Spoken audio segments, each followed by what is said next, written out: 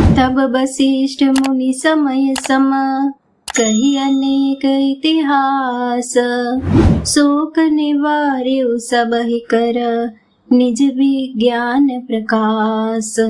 अर्थात तब वशिष्ठ मुनि ने समय के अनुकूल अनेक इतिहास कहकर अपने विज्ञान के प्रकाश से सबका शोक दूर किया।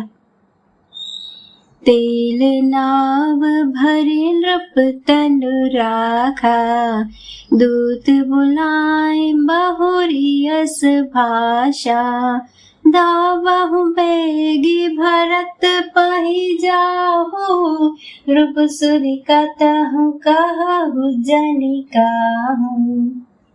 वशिष्ठ जी ने नाव में तेल भरवाकर राजा के शरीर को उसमें रखवा दिया।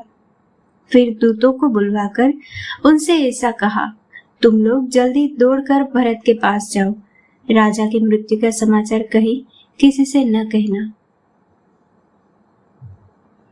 इतने कहे भरत सन जाई, गुर बोलाए पठयाऊ दो भाई, सुनि मुनि आय सुधावन धाये, चले बेग बरबाजी ल जाए। जाकर भरत से इतना ही कहना कि दोनों भाइयों को गुरुजी ने बुलावा भेजा है। मुनि की आज्ञा सुनकर दूत दौड़े। वह अपने वेग से उत्तम घोड़ों को भी लजाते हुए चले।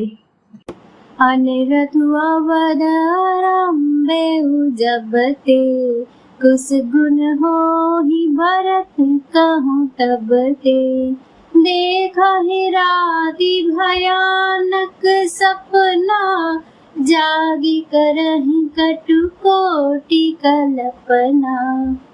जब से अयोध्या में अनर्थ प्रारंभ हुआ तभी से भरत जी को अपशकुन होने लगे। वे रात को भयंकर स्वप्न देखते थे और जागने पर करोड़ों तरह की बुरी बुरी कल्पनाएं किया करते थे। विप्र जिवाय देहि दिन दाना, शिव अभिषेक करहि विधि नाना, माग हृदय महेश मनाई, कुशल मातु पितु परिजन भाई।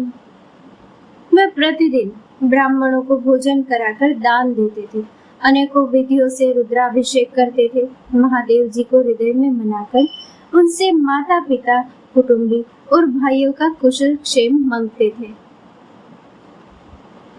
एहि विधि सोचत भरत मन, धावन पहुँचे आई, गुर अनुशासन श्रवण सुनी, चले गने सुमनाई।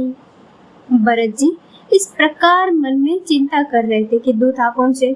गुरु जी की आज्ञा कानों से सुनते ही वे गणेश जी को मनाकर चल पड़े। चले समीर बेग हाके, नागत सरित सेल बन बाके, हृदय सोच बड़ कछु न सुहाए, अस जानहि जिय जाऊं उड़ाई। हवा के समान वेग वाले घोड़ों को हाँकते हुए वे विकट नदी, पहाड़ तथा जंगलों को लांघते हुए चले। उनके हृदय में बड़ा सोच था, कुछ सुहाता न था। मन में ऐसा सोचते थे कि उड़कर पहुंच जाऊं। एक निमेष बरस सम जाई, ए विधि भरत नगर नियर आई, अस गुण होहि नगर पैठारा, प्रटहि कुंभाति कुखेत करारा। एक एक निमेष वर्ष के समान बीत रहा था। इस प्रकार भरत जी नगर के निकट पहुंचे। नगर में प्रवेश करते समय अपशकुन होने लगे।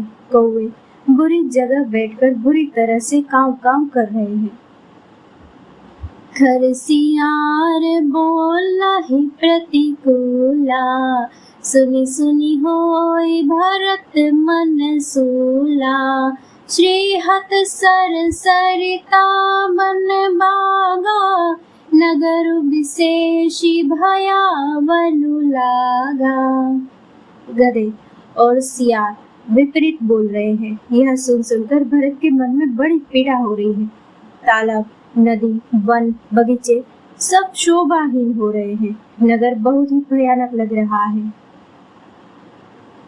खगमृगहय गय जाहिन जोए, राम वियोग कुरोग बिगोए। नगर नारी नर निपट दुखारे, मनहु सबनि सब संपत्ति हारे। श्री राम जी के वियोग रूपी बुरे रोग से सताए हुए पशु पक्षी, घोड़े, हाथी देखे नहीं जाते। नगर के स्त्री पुरुष अत्यंत दुखी हो रहे हैं, मानो सब अपनी सारी संपत्ति हार बैठे हो।